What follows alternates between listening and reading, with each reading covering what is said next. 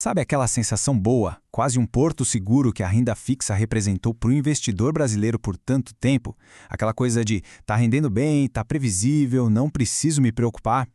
Bom, hoje a gente vai mergulhar a fundo nisso e entender por que essa zona de conforto, na verdade, pode ser uma grande armadilha.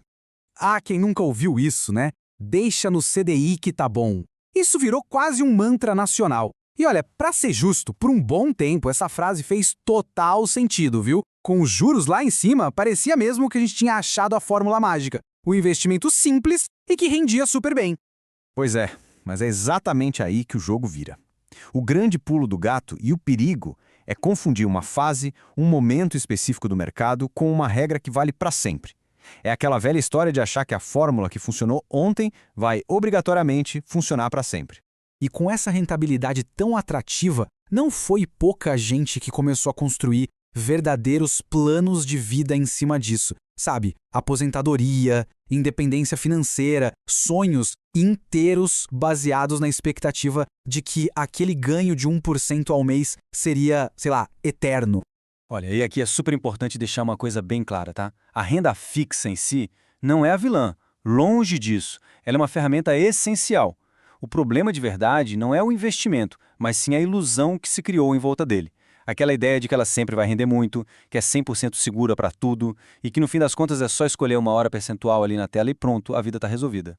Então, bora lá. Vamos começar a desconstruir essas ideias, esses mitos que cresceram em volta da renda fixa. Porque são justamente eles que podem levar a gente a tomar umas decisões bem ruins lá na frente. Sabe aquela continha de guardanapo? Ah, 1% do meu capital todo mês, tá ótimo. Parece uma lógica perfeita, né?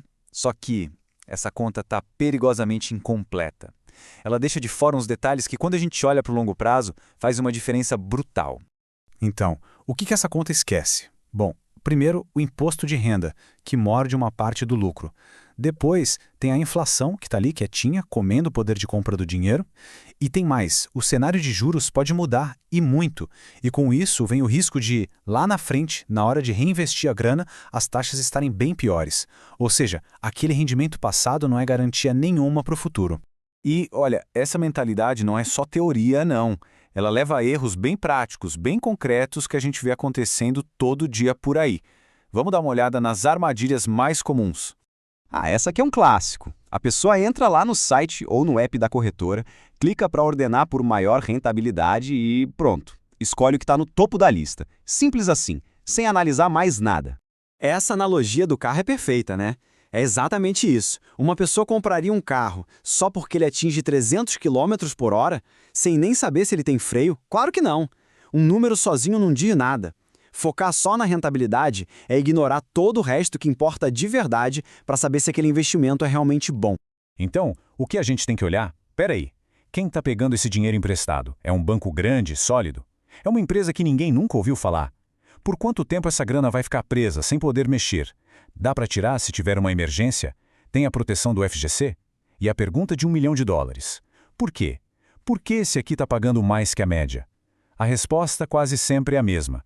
Um retorno maior geralmente vem para compensar um risco maior ou uma flexibilidade menor. Essa é outra armadilha perigosa. A palavra isento de imposto parece música para os ouvidos, né? Tem um poder psicológico gigante. Muita gente já assume que, se não paga imposto de renda, o investimento é melhor, é mais seguro. Mas calma lá. Isenção de imposto não quer dizer de jeito nenhum isenção de problemas ou de risco. E agora, talvez o maior erro de todos, achar que tudo que tem o selo renda fixa é a mesma coisa. É colocar um monte de produtos com riscos e regras totalmente diferentes dentro de uma caixinha só com o rótulo de seguro. Gente, dizer que renda fixa é tudo igual é a mesma coisa que entrar numa farmácia e achar que qualquer remédio da prateleira serve para dor de cabeça. Não faz o menor sentido. Dá uma olhada nessa tabela. De um lado, você tem o Tesouro Selic, com risco baixíssimo, garantido pelo governo, perfeito para reserva de emergência. Do outro, uma debênture, que é basicamente um empréstimo para uma empresa, sem garantia do FGC, com risco corporativo bem maior. São bichos completamente diferentes. E isso nos leva a um erro clássico, mas muito comum. O erro com a reserva de emergência. É pegar aquele dinheiro que é o seu colchão de segurança, que precisa estar na mão para ontem se der um problema, e colocar num investimento que prende ele por anos ou que tem mais risco, tudo para ganhar um troquinho a mais. Pensa bem, uma reserva de emergência que não está disponível na hora da emergência, bom, ela simplesmente não é uma reserva. Ok, beleza. Já falamos bastante dos problemas e das armadilhas. Agora vamos virar a chave e focar na solução. E a grande diferença, o que separa quem tem sucesso de quem não tem, está na mentalidade. É a diferença entre focar só na rentabilidade e focar na estratégia. Olha só como a diferença é gritante. De um lado tem o perfil iludido. A primeira e única pergunta dele é quanto rende. Ele vive correndo atrás do produto da moda, com medo de ficar de fora. Do outro lado tem o perfil estratégico. A primeira pergunta dele é completamente diferente. Para que serve esse dinheiro? Ele não reage, ele constrói um plano. Ele entende o papel de cada peça no quebra-cabeça. Tá, mas e aí? Como é que a gente sai do primeiro grupo e vai para o segundo? Simples, começando a fazer as perguntas certas. Antes de botar R$1 que seja em qualquer lugar, é preciso passar por esse checklist. Qual o objetivo desse dinheiro? Quando vou precisar dele? Ele pode ficar travado? Eu entendo de verdade os riscos que estou correndo? E, talvez a mais importante de todas, o meu plano ainda para de pé se os juros caírem? No fim das contas, a mensagem principal é essa. Pensa na renda fixa como um martelo. É uma ferramenta fantástica, poderosa, super necessária numa caixa de ferramentas, mas o martelo não constrói uma casa sozinho.